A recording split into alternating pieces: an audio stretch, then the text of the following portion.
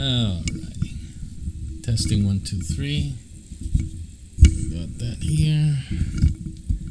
Very good. Welcome to our broadcast today. I was just sharing with people on HAPS that what we're talking about today has very great ramifications for many.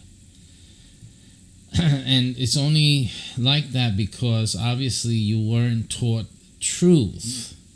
Because when you're taught truth and you verify the truth, you shouldn't feel challenged by what we're discussing today. You only feel challenged because you are unsure of what you believe in. And you sense that what you believe in is tenuous at best. Tenuous means it's very stretched tight, making connections, and any little movement you feel can break that connectivity. Well, then you don't have truth. Truth is solid. I'm not afraid of people bringing up topics, discussing things. Come, let's talk, because I'm not afraid of anything challenging my understanding of things. That's what learning is. Every time you go to school, you're supposed to be challenged in your understanding of things. The whole point. You can't learn unless you are challenged. Challenged, or your present knowledge is challenged, and that's how you gain learning. All of a sudden, when people deal with religion, they don't want to feel challenged. It's like too much for you guys to handle, and unfortunately, well, then that means that you're not knowing the truth. And we already discussed last time what Jesus said, simply that you shall know the truth, and the truth shall set you free. So there really shouldn't be any worry. If you have the truth, you shouldn't be worried about being challenged. Simple. It's a clear indication. This is one of the things that you guys have to understand, and that is if you are easily if you're afraid of being challenged in your faith, you don't have the truth. You simply don't have the truth. You cannot respond. You cannot come back with a proper response. You don't have the truth. And you need to have the truth, regardless of what faith you're in. Because you could be in the right faith. You may be. But if you don't know the truth, you are not in even the faith that you believe in. You have a tenuous connectivity with a faith that you have no understanding of, or at least no sufficient understanding of.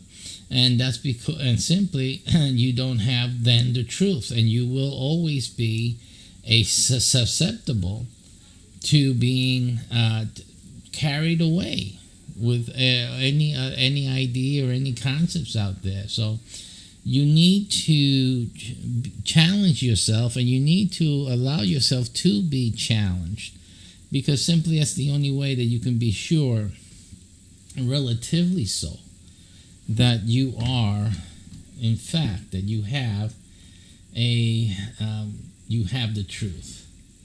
Now, let's see. Are we actually on Facebook? Let me just check to see for a moment if we have achieved Facebook today. We're on HAPS, but we're not.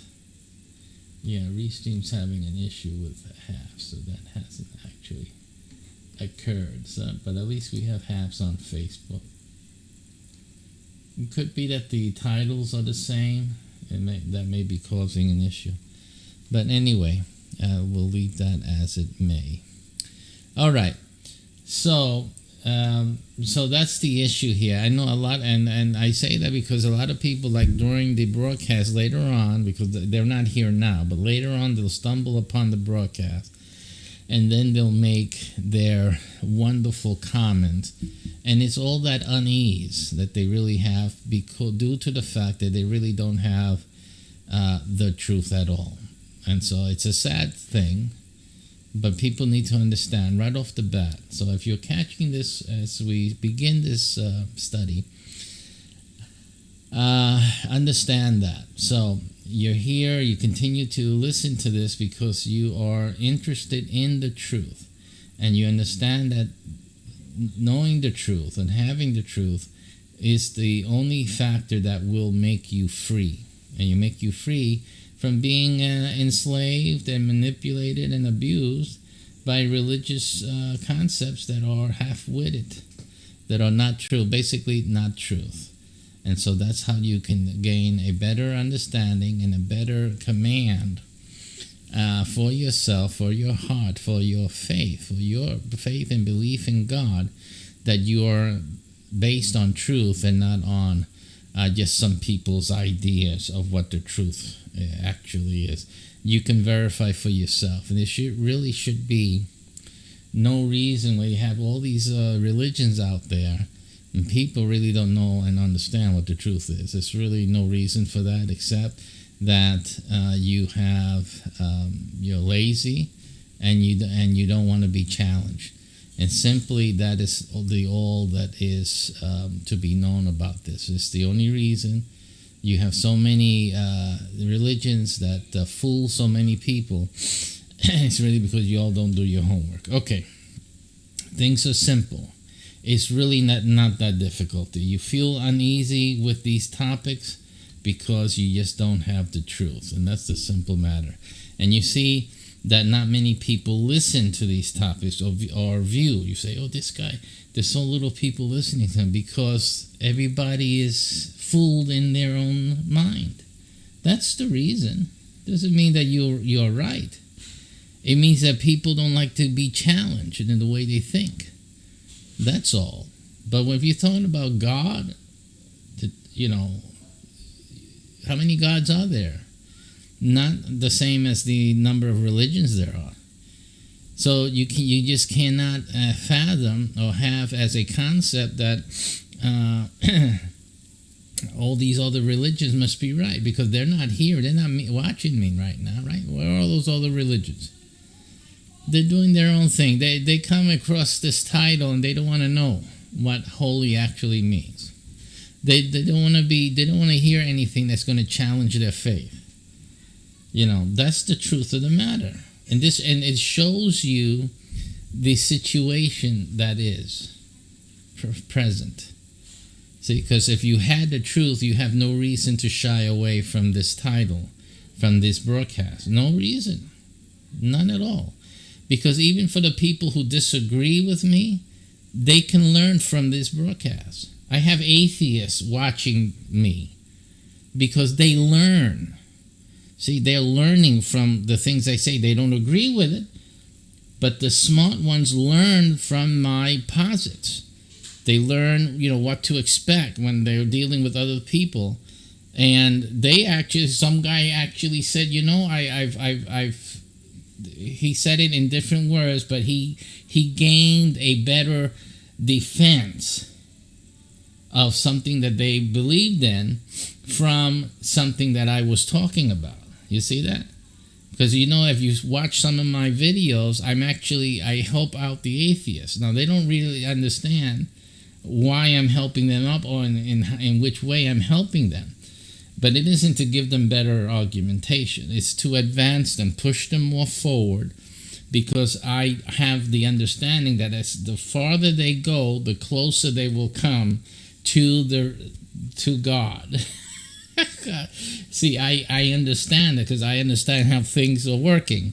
So I'm like the cattle rustler. Just go, get on, let's go, let's move through this. Let's not hang around here too much. Let's keep pushing forward, because I know that at the end of the line, they will be confronted with the decision, and it just simply to the point of all the points.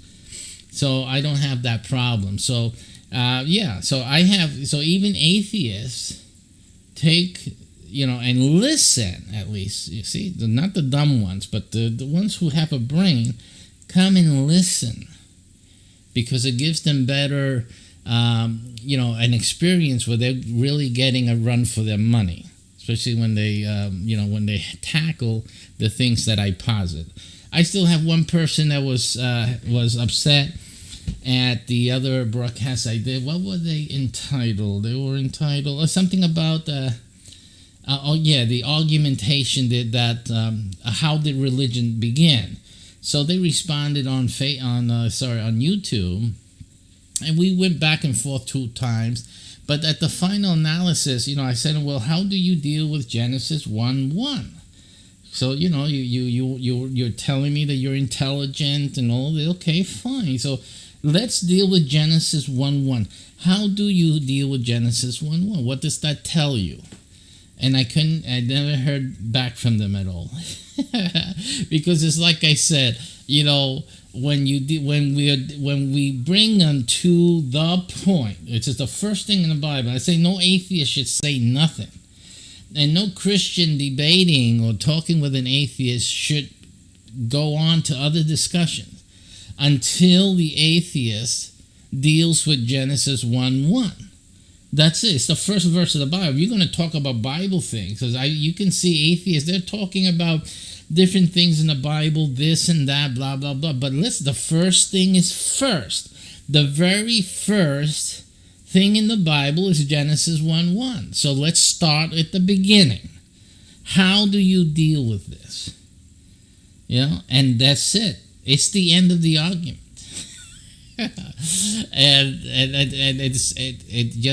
it is what it is. And every time I'm dealing with someone or an atheist, and they keep wrangling on other things, and they avoid the first thing in the Bible, the very first thing, and it completely cuts all of their arguments out, because really most of the stuff they say is nonsense in light of Genesis 1:1. Genesis 1:1 scientifically, mathematically, philosophically cuts off the atheistic posit entirely. They have no way of coming back from it. They cannot deal with it, because all of their ideas, all of their arguments are based on anything but Genesis 1:1, the first thing in the Bible, because that sets off the Bible completely. It gives the whole Word of God a different premise, and they can't handle it, you see? And again, a lot of these atheists came out from churches, from different religions. They started off in church. They went to Sunday school, a lot of them, right? So that's why you hear me saying what I'm saying. That's why most of these other religions don't want to deal with me. And all these people who think they're right, they tell you they're right, everyone else is wrong, but they're not here. They're not here watching this, because this throws them off their track. And that's what the truth always does. And this type of stuff is only appreciated by people who love the truth, who are seeking for the truth. You don't have to agree with me, but if you're a lover of truth, you will be listening. You will be listening. And that is the bottom line. So here we go. And then what you need to see, this is a litmus test. This is a litmus test for society. This shows you where society is, where they stand in relation to the truth. I see 2 people on looking at the haps. Okay, I see 2 people on the other network at this moment. Later on, it'll increase, and then obviously the recordings always see more people watching. But right now, live, wherever people are, is a Saturday, so people are busy doing anything. But right now, if I had put on a title like World War III, which I did the other day, I did a broadcast on World War III, I had like 27 people watching. So it all depends on the title, right? The title, what attracts people. But again, truth seekers who are not busy right now working or at their Sabbath churches right now, the real truth seekers, they're very few. Very few. They will be watching if they're available, and they'll watch the videos afterwards. But everyone else, they just like their doo-doo, and they like to smell their doo-doo. It makes them feel good. They're like babies. Babies sit in their doo-doo, right? You have to understand. It's not this. If you have children, you see what the children do. They like their little mess, okay?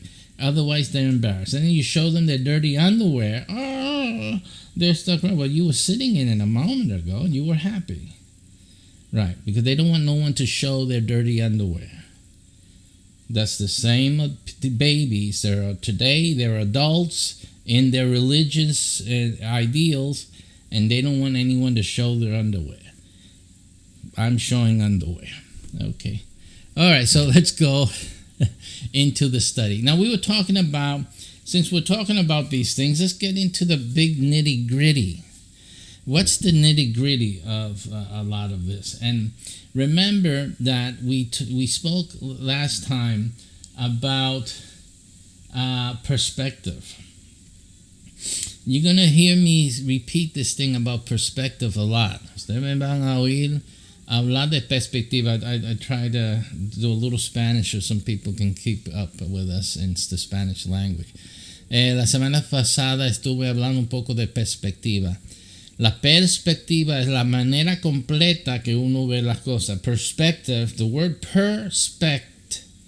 spectacles, we used to call these spectacles back in the day, right? Another word we don't use anymore.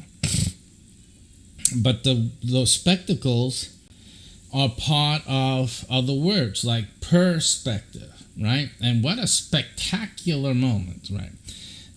Spectators, the spectators in the audience, the spectators in the what they call those, in the Coliseum, right? When there's a game, all the spectators in the sports game, right? They're spectators, espectadores, espectáculos. Perspectivas. You see, the word that spect means seeing. Per means completely, perfect. Fect means made, right? Perfect, completely made is what perfect means. It means it needs nothing else. It is complete, right? So you have to understand what the words mean. Perspective means complete view, right? Now, the problem with perspective is that a perspective can be skewed, another word, right? Skewed means twisted, because if I look at something this way, like right now, I'm giving you a different perspective. All that you can see is not all that there is. This is a very simple concept. Everything in your perspective right now is not all there is here, because if I go like this, now you see other things that you didn't see before, this other side of me. You couldn't see before. That's a different what? Perspective. Why is this a perspective? And this is also a perspective. Because it depends on what we're talking about. Now, if I was speaking, if I'm the one talking about the quality or the capacity of the perspective, I will tell you, you don't have a full perspective. And you tell me, I see everything there. No, you don't. You don't have a full perspective. And if I go like this, I give you another perspective, but in my view, in my knowledge, you still don't have a full perspective. But yet you say, well, my perspective is this XYZ. So what am I saying with this? If you're able to hold on to the reality of the truth here, is that, and now you see another perspective, right? There's one perspective you haven't seen yet. Which one is that? Right, the back. It's another perspective you haven't seen yet, right? But only I know that, right? Only I know that the real true perspective, the true perspective is mine. It's my reality, not yours, because you only see what I show you. And you only see what you are able to see. That is your perspective. Somebody else over there has a different perspective than you. See? So what is the truth? What you see or what they see? Neither of you. It's what I know, because I'm the only one here that knows everything here. Speaking in biblical terms, the only true perspective is whose? God. Only God has the true perspective on anything in the Bible. Everyone else, all of us, only have our own perspective. Based on what? Based on our capacity to see. As you know, seeing is another way of saying what? Understand, right? What you're able to understand. Because if you're blind, it doesn't mean you're blind physically, right? In our context, it means that you don't know something. You don't know the whole truth. You don't understand everything like that. So you are blind in a sense. So blindness is a way of referring to ignorance, because you don't see what you don't see. Because of what? Your perspective. Así que tú no ves lo que hay en realidad por la razón de su perspectiva. Su perspectiva, que no es toda la verdad. El único que tiene toda la verdad es Dios, porque Dios creó los cielos y la tierra. See, the other thing you have to understand, Torah now, is Genesis 1:1. Now we have an application for us to use that and to relate to it. And it says that in the beginning, God created the heavens and the earth. Again, who has the perspective, the complete and total true perspective? The only one who can is God, because He created the heavens and the earth. He's the only one that can see the heavens and the earth, know all over it. So He's the only being with the true perspective of everything. So that is why, we cannot go by our own perspective when we want to know the truth.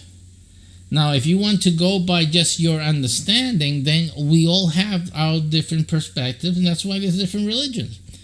Hay diferentes religiones porque el hombre va por su perspectiva. When we're reading the Bible, we go by our own perspective. Cuando estamos leyendo la Biblia, vamos por nuestra propia perspectiva. And everybody makes the same mistake, y todo el mundo hace el mismo error en pensando que su perspectiva, believing that their perspective is the truth.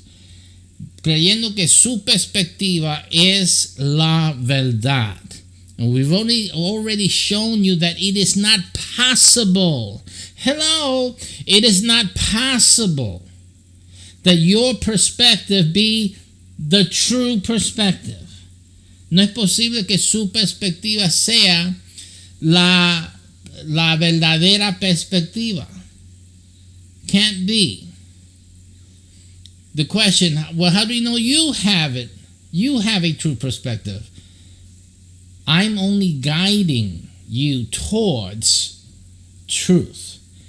Mi función es, alguien pregunta, ¿cómo tú sabes que tú tienes la verdadera perspectiva? Yo solo estoy guiándolos a ustedes hacia la verdad. I've never told you or anyone, take my word for it. Believe what I said. I never said that. I always tell you, I'm showing you the truth of how things work. It's up to you to use now those tools and those knowledge to discover truth. Right? Because right now, until now, you didn't know this thing about perspective. You didn't realize that God's perspective is different from your perspective or from any man's perspective. We cannot have the perspective that God has. Nosotros no podemos tener la perspectiva que Dios tiene. Where did you hear that before? So this is the issue. No, there's no religion that I see that's making this as an emphasis. None. Because then you disqualify your religion, right? Every religion has to say, hey, this is the truth. I got the truth. You got to listen to me. Everyone. I don't know of one. Let's say, put that right now. I don't know of one that tells you what I'm just now telling you. Yo no conozco uno que te diga a usted lo que estoy diciendo ahora. Todas las iglesias dicen que tienen la verdad y que ellos son, usted tiene que oír lo que ellos dicen y no seguir a lo que otros dicen. I haven't heard any other church tell you that, tell you what I'm telling you. I've only heard churches say, we got the truth. You got to listen to us or you're going to get lost if you listen to anyone else. That's why I hear the Jehovah's Witness do that, Adventists, all the other churches, all the other faiths, Hebrew this and Hebrew that, everyone says you have to be doing this or else you're lost. That's all you hear. So, but basically what they're saying that their perspective is the right perspective.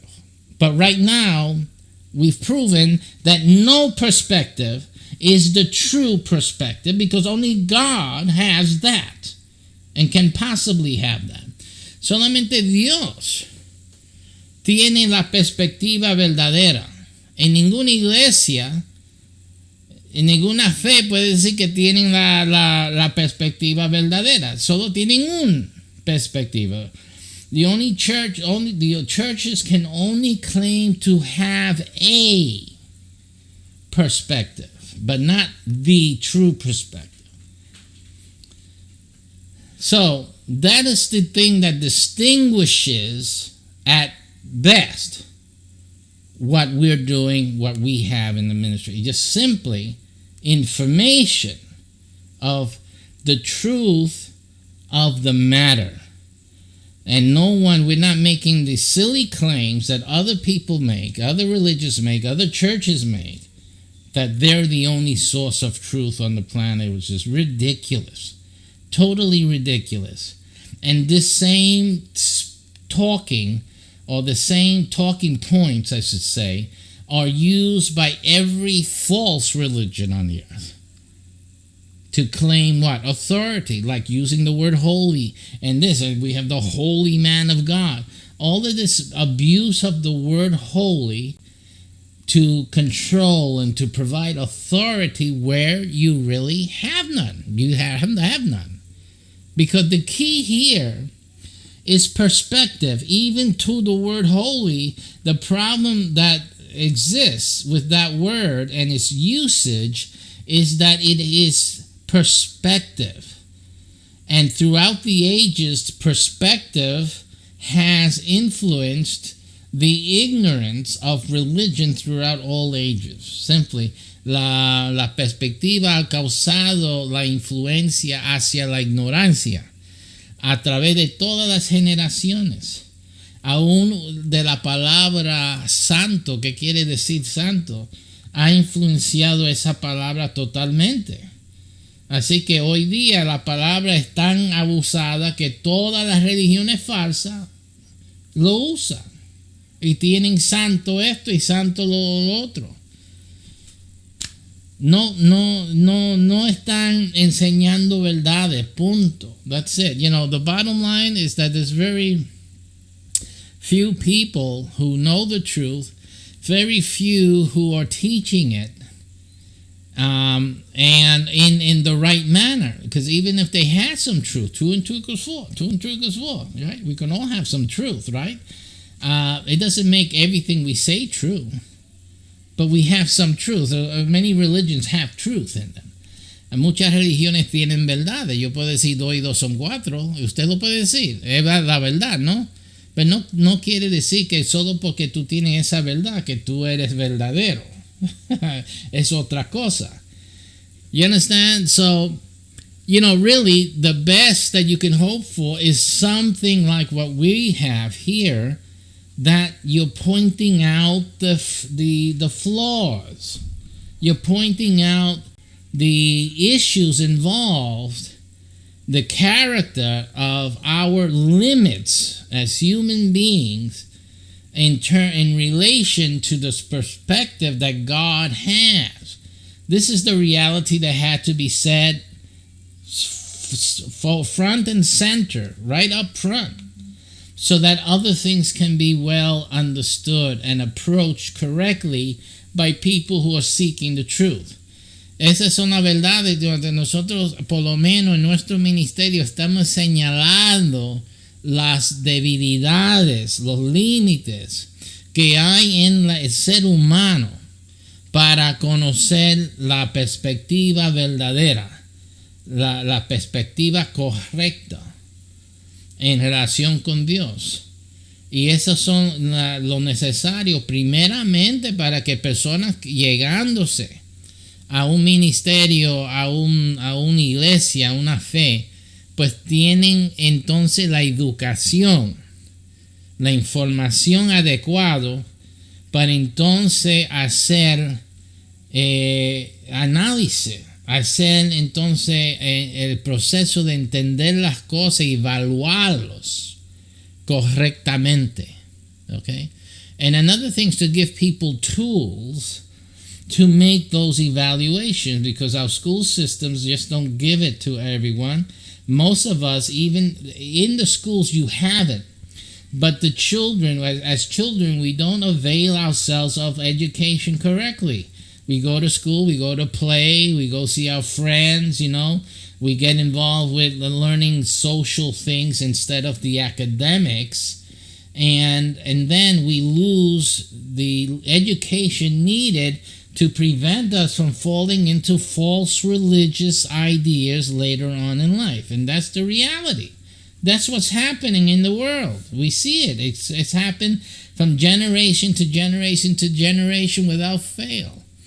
Así que hemos visto que cuando niños, nosotros vamos a las escuelas y estamos entretenidos en lo social y en las otras cosas sociopolíticos y de relaciones y otros asuntos, juegos, y no estamos enfocados en lo académico suficientemente. Las escuelas tienen la educación necesaria para prevenir el engaño de las multitudes. Lo que pasa es, como no estamos en eso, estamos jugando, estamos socializando, no tenemos esa educación.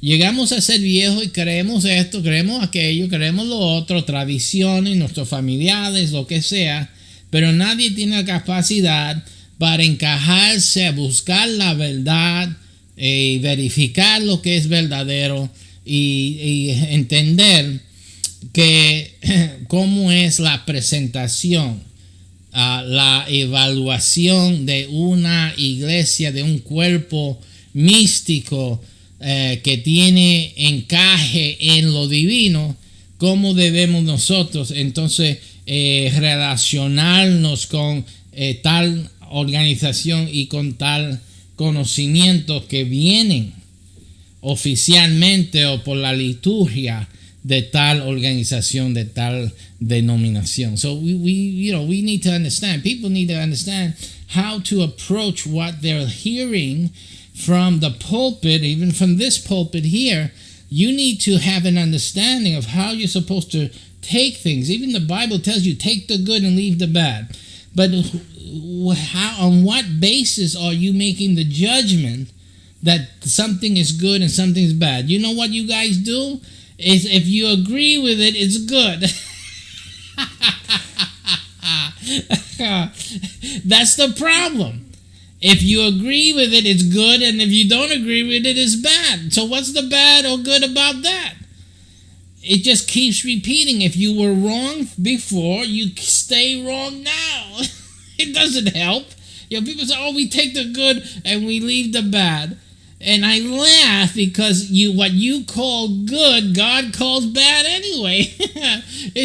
You guys are just repeating dumb and dumb and dumb. You get dumber and dumber as days go on. La gente está repitiendo cosas brutas y estúpidas porque dicen, bueno, la Biblia dice retener lo bueno y dejar lo malo. Entonces, ¿qué es bueno? Lo bueno que tú crees que es bueno, lo que tú crees, lo que tú crees. Entonces, si yo tengo 10 personas y 10 personas creen en diferentes cosas, ¿quiénes van a retener lo bueno? ¿Qué cosas van a retener? Lo que ellos dicen, lo que ellos creen. ¿Sí? Again, the Bible isn't telling you to take the good and leave the bad according to your perspective, but that's how you're doing it. ¿Sí? Es la manera, la Biblia no te está diciendo retén lo bueno y dejar lo malo de acuerdo a lo que tú opinas. That's the mistake y'all are making. Ese es el error que ustedes están cometiendo. Porque usted está leyendo la Biblia de acuerdo a su perspectiva. You're reading the Bible according to your perspective. But not according to the truth. To the true perspective. Pero no de acuerdo a la perspectiva verdadera, que es la de Dios, which is God's perspective. And a lot of Torahic believers will say, yeah, it has to be according to Torah. But that's your scapegoat always. Siempre los que siguen con la Torah siempre usan eso como su explicación para todo. La Torah. Los judíos lo hacen mucho. You have the Jewish people, the Jewish faith, they rely heavily. Torah. If it's not in Torah, then it's not good. There's a verse that says that, right? If it's not, because that's the basic understanding. That's the basic understanding. See? So it doesn't explain anything for you. It just tells you, if it's not in Torah, then it's not good. But the problem with that, do you know what the problem with that is? El problema con esa idea, usando el texto, es si no está de acuerdo a la Torah, no es correcto, no es de Dios. El problema es that what's according to Torah is your perspective. It's the perspective of the person that is making the evaluation. Again, the mistake is being made. Otra vez, la perspectiva de qué es lo que enseña Torah o qué es lo que dice Torah es perspectivo de la persona.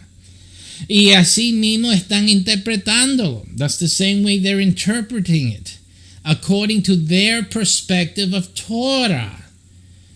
And just one thing, I'll just throw it out there for the Torah believer. Are there different beliefs in Torah? Are there different churches, groups that are not the same? You're not the same group as the one, of this one and that group that also believes in Torah. Are they the same? ¿Son iguales los que creen en Torah? So, una iglesia que cree en Torah y la otra, vamos a decir, los judíos. So, take two different groups. A group that is Jewish. This is Jewish church. They're in the synagogue. They're based on Torah. And then you take another group that, maybe not Jewish, but they're based on Torah too. Right? And they have their own set of rabbis. They're not the same as these Jewish ones, or maybe they don't agree with each other, but they're based on Torah, right? So now let's take the Bible's recommendation that if a person speaks not according to Torah, then they are not speaking of God, right? They're not speaking truth. So whose perspective here? That the Jewish perspective or the wannabe Jewish perspective? Which one is the right one? You see, so you still have the same problems. Why? Because somebody, if not the majority, does not have the truth. Because as Yeshua said, como dijo Jesús, dijo, y conocerás la verdad, you shall know the truth, and the truth, not your church, not your belief, or not, the truth shall set you free. Entonces la verdad os hará libre, no su iglesia, no su creencia, no, la verdad. Now, if this person is free and this person is free, are they not in harmony? Are they not the same? Si esta persona está libre y esta persona está libre, no son iguales. Absolutamente, absolutely, they will be the same. Absolutely, because the truth is what set them free. Porque la verdad es lo que le hizo libre. Ellos no se hicieron libres. They did not make themselves free because they couldn't. And as long as you have a perspective, you won't be. Which is why that people think, this one thinks he got the truth, the other one thinks he got the truth, that one thinks they got the truth. They're not together. They're not in harmony because none of them have the truth. Ninguno tiene la verdad. Because if they had the truth, then they would be together. They would be in harmony and speaking the same things because they are in truth. And the truth is not religious in its form. The issue is that everyone in religion is thinking that they have the truth because they're in that church. But that is not going to be the truth. Because the truth is the truth. Like I was saying last week, Jesus wasn't talking about a specific religion. Jesús no estaba hablando de religión. Él estaba hablando a judíos. He was talking to Jews. So he wasn't talking about a religion. Right? They were Jews already. He was talking to Jews, outright Jews. They're already the people of God. Yet, he says, and you shall know the truth, and the truth shall set you free. So then it is something separate from being Jewish. Entonces es otra cosa que no es judío. Si Jesús está hablando a los judíos, está diciendo, y conocerás la verdad, y la verdad os hará libre. Entonces, ¿libre de qué? Entonces no es ser hebreo o ser judío, es ser libre. It isn't to be Hebrew. It isn't to be Jewish. It is to be free. He didn't say you shall know the truth and then you shall be Hebrew. The truth shall make you Hebrew. No. No dice así la Biblia. La Biblia dice, y conocerá la verdad y la verdad os hará hebreo. It doesn't say that. It would be wonderful. Oh, Jesus, come on, man. You gotta help us out, bro. Help us out here. Someone say it. Somebody... I mean, God doesn't give you Sabbath between Genesis 2 and Genesis 2 and Exodus 16. He doesn't give you a Sabbath. And then Jesus, instead of saying, you shall know the truth and the truth shall make you Hebrew, instead of saying that, he said, you shall know the truth and the truth shall set you free. Goodness sakes, man, come on, give us something. Así que, Dios no te da sábado entre Génesis 2 y Éxodo 16. Jesús viene, entonces dice, conocerás la verdad y la verdad os hará, no dice os hará hebreo. Necesitamos una ayudita aquí, por favor, somebody. So again, this is the issue, is that everyone is trying to pull towards their faith, stretch the word of God so that it fits their faith and their belief, and no one is set free because that's what you're doing. No, nadie es libre o libertado porque están estrechando, están alando de las tradiciones de hombre para decir y justificarse y estar en un pensamiento, una perspectiva, pero no es la perspectiva verdadera.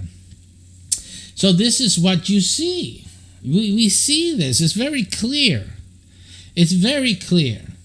And, and being set free, it makes you quite a human being, quite a person of intellect, una persona de intelecto, una persona de entendimiento, a person of understanding. Because you're not enslaved in a particular perspective. You are truly a person standing on truth. And truth is all encompassing. La verdad es comprensiva, no es solamente en una religión. You know, you have people who have no knowledge, and it's incredible. They have no knowledge, but then they know everything, and they know more than you, based on their religious belief. This is totally gobbledygook. It's ridiculous. It's idiotic, in fact.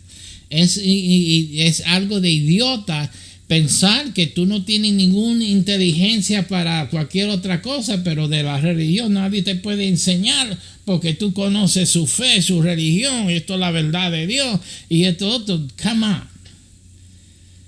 You know, that's silly. And that's another thing that religions have done, is that they have covered their members in this protective cloak, so they believe within their group that they are right. Don't go outside the group because, because outside they're telling you you're wrong, right? That's what happens. Ustedes viven en un huevo, una globo de pensar, groupthink in English, or psychology. Go take some psychology courses and understand this type of thing. You guys live in a groupthink, which is that everybody in this group thinks the same way. What does that have to do with the truth? Nothing. It's just simply, as long as you think the same way, you're part of this group. And that's basically what churches are and religious groups. Esos son las iglesias y grupos religiosos. Solo son gente que creen igual. Why do you think that you have the truth? Oh, because we got so many members. Porque tenemos tanto miembro. And you think that's the truth? Do you know that there was a time on the world, in the history of the world, that everyone was wrong? Every single human being was wrong. Do you realize that it's even more than a majority of people that can be wrong? It could be everyone is wrong.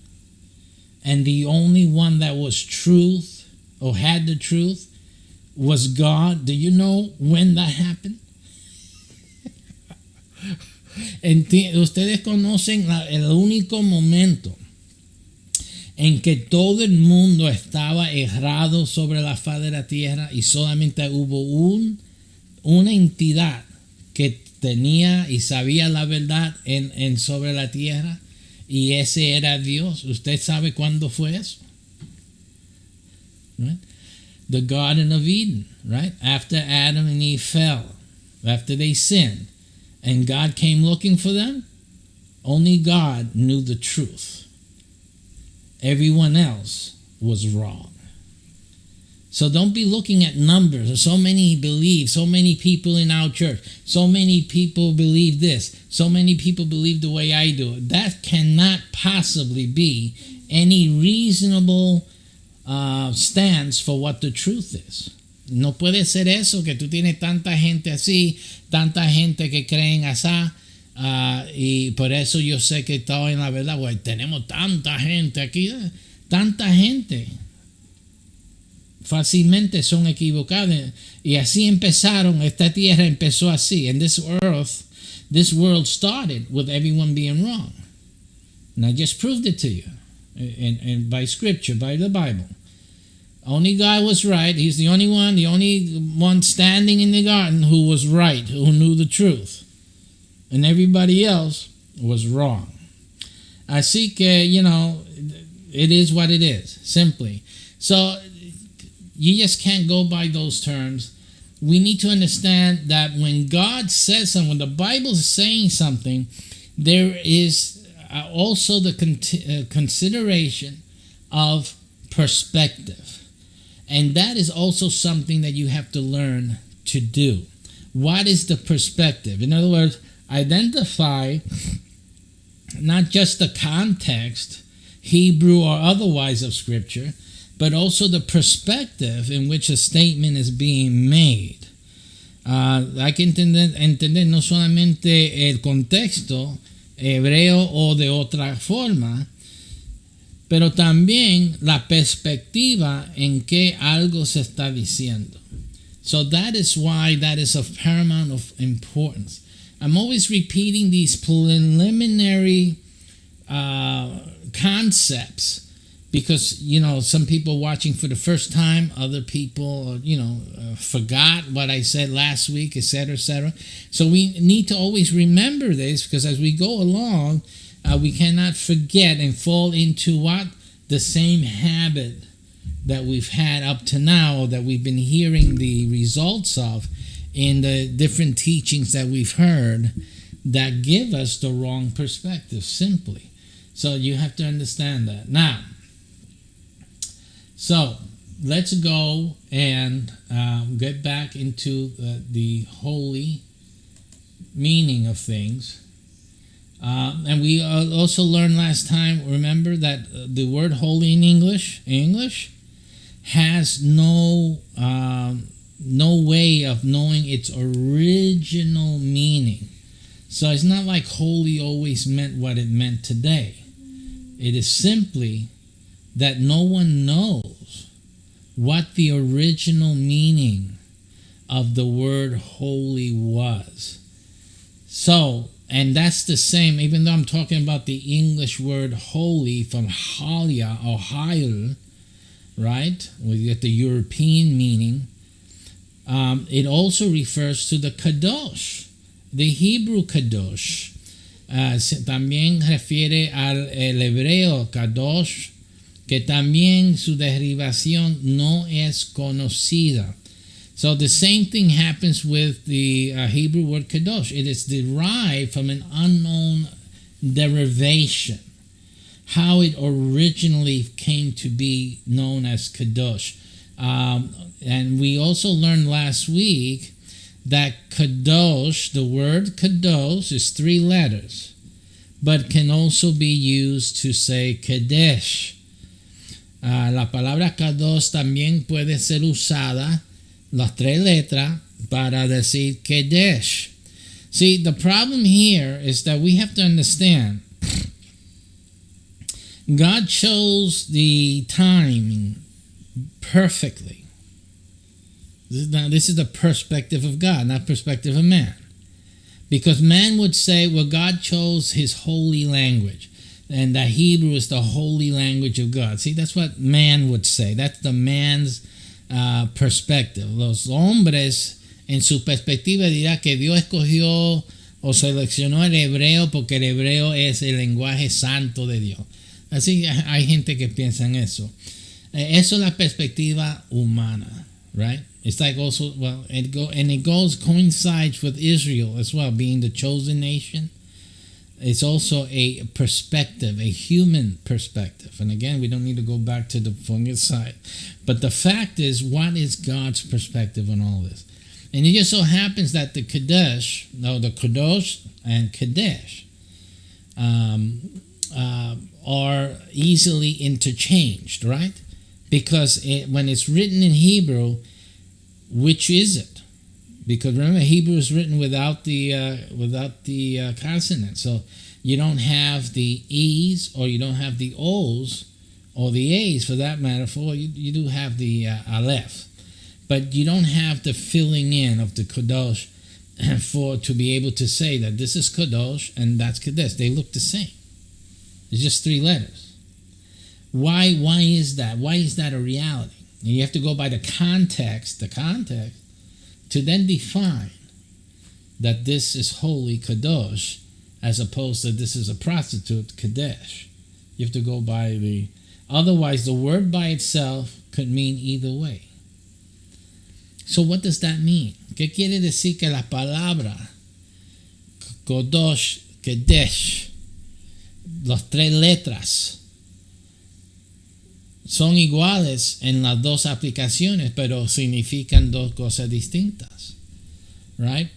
So again, it goes by the perspective of the context, right? Isn't the context the perspective? Isn't when we say you need to go by the context, aren't we saying the perspective of the context? You see that? Because the context gives us a limit, it gives us a parameter of what the QDSH is meaning, right? If you have to go by the context to know if this is Kadosh or Kadesh, then the context is what defines the perspective. So understand that. You see, that's the impact of perspective. La perspectiva, el impacto es que sin el contexto, el contexto que da la perspectiva para la letra Q, D y SH, no sabemos qué quiere decir Q, D y SH. Si es Kodosh o si es Kedesh. ¿Sí? Y la única manera que podemos entonces definir qué quiere decir esas tres letras en hebreo es con la perspectiva correcta. ¿Y cómo es la perspectiva correcta? Por el contexto. Right. So how do we get the proper context for the QDSH in Hebrew? Through the perspective of the context. The context gives us the perspective. And then now we know what the word actually is. Not what it means, though. What it is. Right? Now, así que, so, the question is, this is the question now, did it change the meaning? Did it actually change the meaning? What do I mean by that? And it applies to Hebrew more than any of the other languages. ¿Es posible que la palabra fue dado su definición por el contexto? Right? Por la perspectiva del contexto. O sea que is QDSH not the word? Is it not the word? And what changes it? What changes it is the word changed through the perspective, or is the meaning changed through the perspective? So, si es la palabra que es cambiada o la definición de QDSH. In other words, what should we take as the word? QDSH, is that the word? Or is the word the meaning given by the context? So that's the question. See, it's a little different. Because then we're saying if we're going to write holy in Hebrew, we have to write the Kadesh. We have to write the QDSH. So let's just give you guys a viewing of what we're talking about.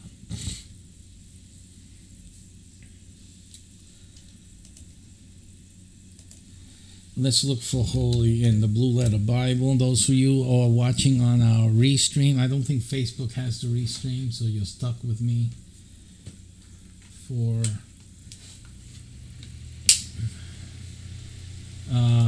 a screenless rendition. But those on YouTube and Twitch and whatnot, you will see my screen now as you see it.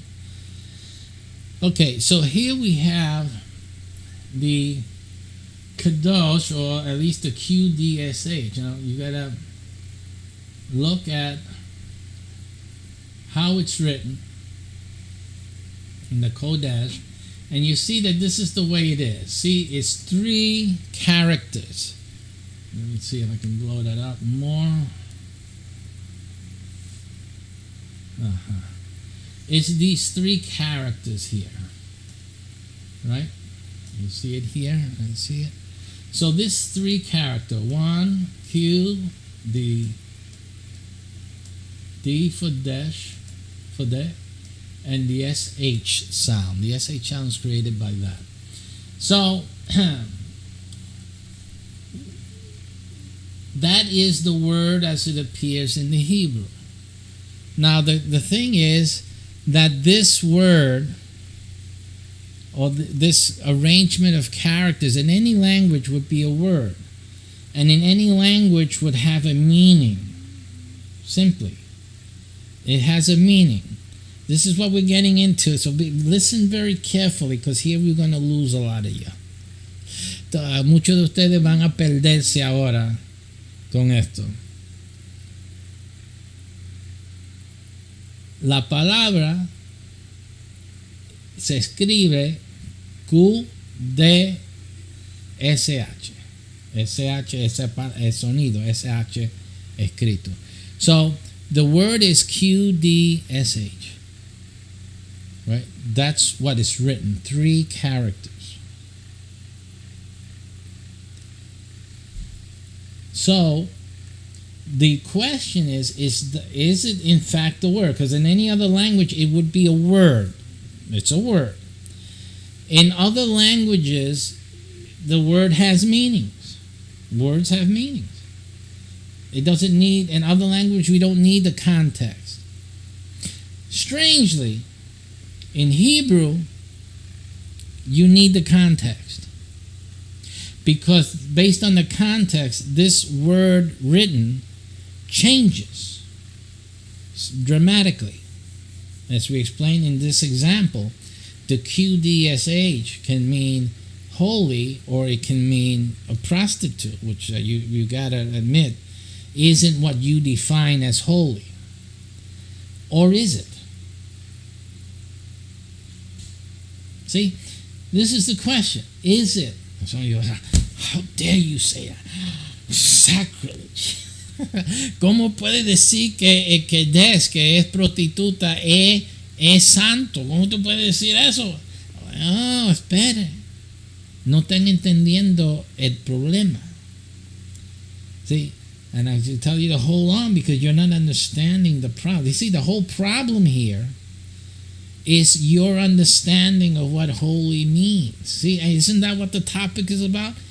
El tema es ¿qué quiere decir santo? ¿Qué es la definición de la palabra santo? See, in one way, we're changing the word for prostitute because we're changing the consonant. This means prostitute. We're going to change ourselves. We're doing the changing. The word isn't changing, but we're changing it based on the context. Tú ves que la palabra lo estamos cambiando nosotros basado en el contexto. La palabra no se está cambiando. Porque se escribe QDSH. Pero nosotros lo cambiamos con el y el otra vez para señalar la prostituta cuando el contexto dice que estamos hablando de una prostituta. Y nosotros lo cambiamos a O-E cuando está hablando de Dios o de algo que pertenece a Dios, algo que se está separando. So then we change it to OE when it's speaking about separateness or separating something for a special or particular purpose or something you shouldn't touch or whatever other idea we have of holy. Then we're changing it to a different set of letters, O and E, to reflect that context, or should we say perspective. But the question, though, is that we're posing, isn't it really the same word still? Isn't it the word in Hebrew QDSH? Isn't that the word? ¿Es así la palabra o no es así? You know, if you're saying, if God chose this Hebrew language, I'm saying there's a reason for it. There's a real good reason for it. Yo estoy diciendo que si Dios escogió el hebreo y estos tiempos para revelar sus verdades, hay una razón con usar el hebreo. Y que el hebreo tenga estas dificultades o estos mecanismos, mejor dicho, para no poner negatividad sobre lo hebreo, right? Vamos a hablar de mecanismo, es otro mecanismo. So to not disparage Hebrew in any way, because I said that the Hebrew creates these problems, so not to say anything negative about Hebrew, because it doesn't deserve that, really. It's just looseness in speaking. Let's use the term mechanics or mechanisms that the Hebrew language has which creates this interesting management or handling of the words for the purpose of communication. So vemos este proceso, este mecanismo para conducir la comunicación en el hebreo y usando el hebreo. Pero no obstante, todavía la pregunta sigue si el mecanismo no es también parte de la enseñanza y el significado. So the question becomes, is that also, is the mechanism, is this peculiar mechanism, well, let's not say peculiar, particular mechanism part of the communication?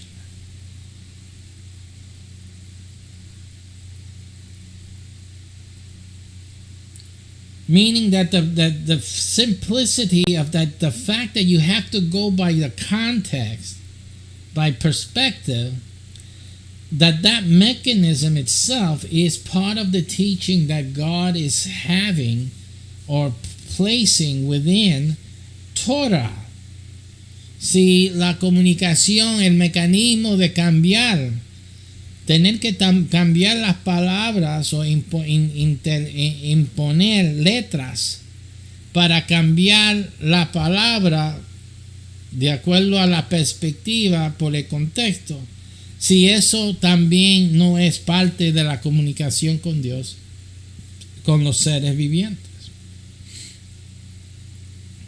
Because the question becomes, if the same word can mean holy, just simply the way it's written. So physically we're seeing it is one thing, and then physically we see it has not changed in its physical characteristics, but yet it means something even totally the opposite, right?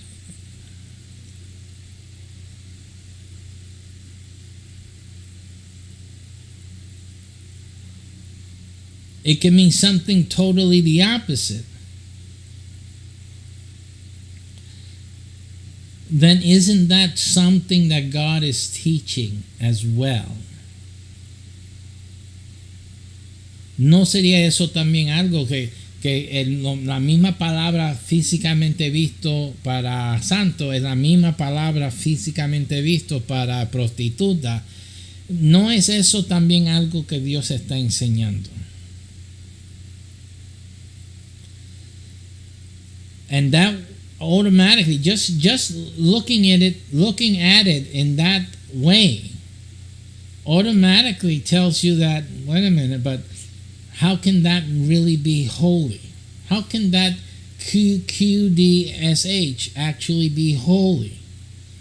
Which shouldn't be your question, right? Think about it. Piénsalo bien. La pregunta suya no debe ser cómo puede que el QDSH puede significar santo.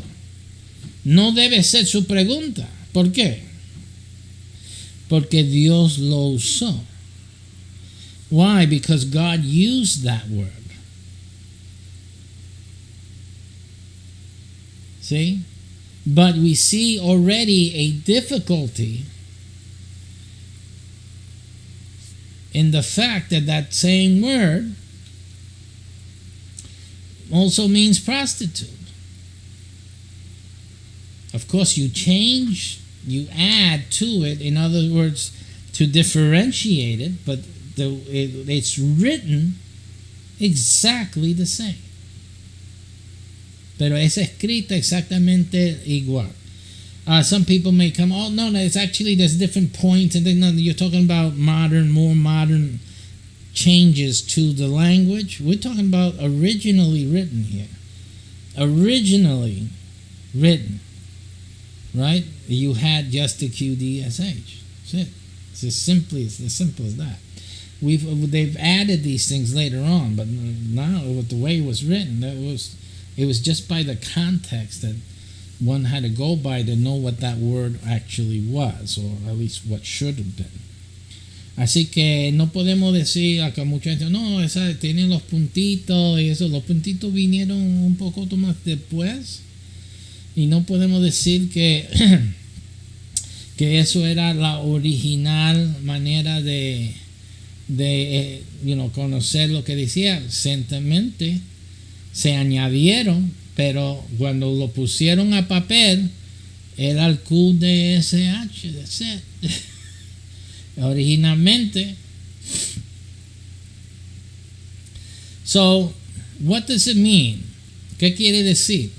So, off the bat, you can really just say that something can be holy and something can be unholy. Again, using our definition, which I'm saying it's wrong, at the same time. In other words, it's not a thing. But that's the question. How can a thing be holy and then the word holy itself, or at least the three letters, not mean holy all the time? Because basically then something can be holy at one time and not holy at another time. So is holy holy, or is holy something else that is always what it is? In other words, can holy be something and also be something that we don't regard as holy? Can it still be holy? And so that is the crux of the matter and the crux of the question that we have. And la crucijada de la pregunta es si algo puede ser santo como nosotros lo conocemos, que yo digo esa definición está equivocada por estas razones, y también entonces algo que obviamente no es santo de la manera que nosotros pensamos, ¿cómo puede ser eso también santo? Because basically lo que Dios está diciendo que las dos cosas son iguales. If we're going literally by the Bible, literally, God is saying that the prostitute and the whatever he's referring to as holy are the same, because he's using the same word. The same three letters are used. It's the same. Yet they're different. What is it? Is it God saying that they are the same, or that these things are different? Claramente son diferentes. Right? But the written word that's used here is what we call holy. Así que la palabra que estamos usando es santo. Pero Dios está diciendo que la prostituta y el Shabbat o la palabra, el Torah, lo que sea, es santo. Eso es literalmente lo que está pasando. No. Las letras están cambiadas. No, the letters are changed. They're not the same. No, the three letters are the same. It's just we're changing the letters to make a difference. But the question becomes, in God's perspective, not in our beliefs based on our definitions. Remember, that's the problem here. El problema aquí es que nosotros tenemos definiciones y perspectivas nuestros que no son la perspectiva correcta, verdadera. And I'm not going to get into this nitty gritty right now. I'm just showing you that what the problem is going to be. But we're going to solve this thing. Is it possible then? I'm going to leave you with this question, because I'm going to end it with this. Is it possible that there's something similar? Not that they're the same, but there's a similar quality somehow between anything God is calling holy, or that we call holy, and that prostitute. Is there something the same? ¿Hay algo igual entre cualquier cosa que nosotros llamamos santo? Y con esto voy a terminar. I'll leave you on a cliffhanger with this one. Hay algo igual o lo mismo entre algo que nosotros llamamos, conocemos como santo, que Dios dice santo, QDSH, y una prostituta que también es QDSH. And that is what the question begs to be answered. Why are both of these things QDSH? Is that mechanism part of the teaching that God is making? Si ese mecanismo, esta situación, y si es parte de lo que Dios nos está enseñando. And if so, then maybe we're the ones who are mistaken on what holy actually means. See? Maybe we're the ones making the mistake of what holy actually means. In one way or another, where God's perspective is that they're both the same. Right? Knowing that these two things are different, but that word is the same. In the Bible, let's do it this way. According to the Bible, the written words in the Bible, the characters in the Bible, these two, the prostitute and anything that we regard as holy, it's the same. See, you understand it? When the Bible refers to either of those two things, it refers to them the same way. We have a mechanism. Hebrew has a mechanism to distinguish. But then there's a problem that the word itself is the same in the Bible. This indicates that maybe somebody got something wrong. Because and it's either men or God got something wrong. Guess who's going to win that one? Or I should say, guess who's going to lose on that? O nosotros o Dios tiene algo equivocado, algo que no está mezclándose bien. O Dios o el hombre, ¿quién va a perder esa? So this is what demands that we look more carefully at why we have the meaning we have for holy, yet the Bible says the prostitute is QDSH, and anything God said that was holy is QDSH. Same word, same written down in the Bible. The way it is written in the Bible, period. Same thing. And the only difficulty here is the way we are defining what holy actually means. And so that is where we continue next time. I'm giving these teachings every Sunday at 12:30, every Shabbat.